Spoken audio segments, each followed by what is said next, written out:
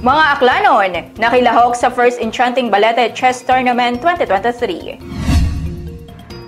Nakilahok ang 136 na mga Aklanon mula sa 15 na iba't ibang bayan kasama ng host na bayan ng Balete sa sinagawang First Enchanting Balete Chess Tournament 2023 kung saan ito ay bilang bahagi ng 104th Balete Day Celebration nitong ika-8 ng Disyembre. Narito ang mananalo sa 12 and under category. Itinanghal na first place si Neo Carve Dublin, second place naman si Clarence Bulaklak at third place naman si Jen Adlia Aguirre.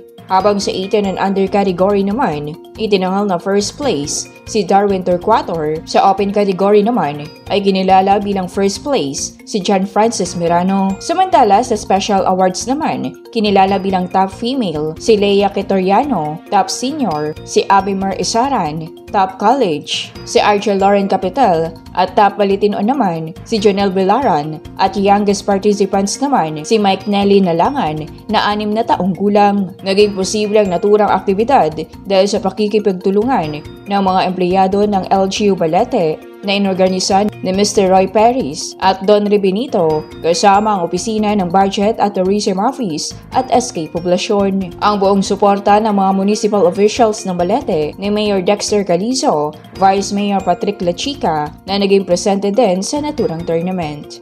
RJ Briones, Kalibo Cable News.